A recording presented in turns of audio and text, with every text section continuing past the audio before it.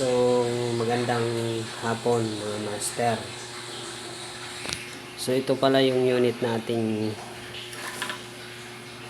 ipaparapol. So, lahat yan mga master brand new. So, simula dito sa ating bipod, tapos under railings, tapos barrel, battle tank, regulator, extra plenum, bat, tapos ang ating receiver. So, ang ating bat stock. So, yun ang boss, mga brand new lahat yan.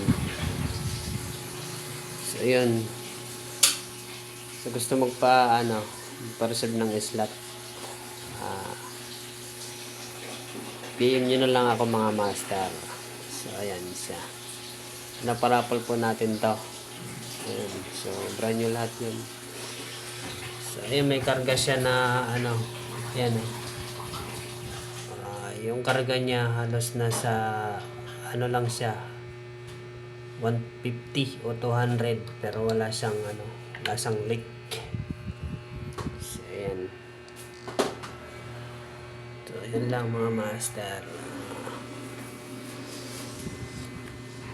Ang ating slot 1 to 100 lang.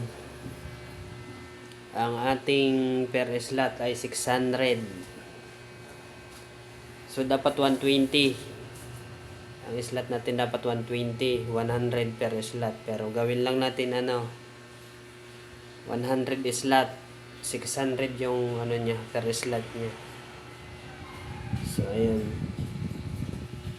So, magaan lang to mga master. Wala pa yung mga 4 na kilo. So, may parating tayong scope.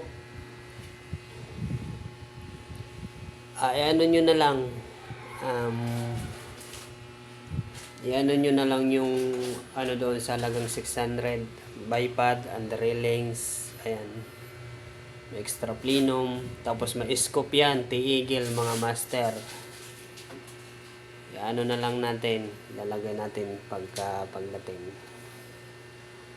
Ang ating scope ay Sikin buccal plane pero siya 4x14x50 yata yan o 44. So yun ang ilalagay natin dito mga master. So sa halagang 600 mga master, ayan, brand new unit na may scope na, naka bipod pa, naka under railings pa. So yun, per slot po yan.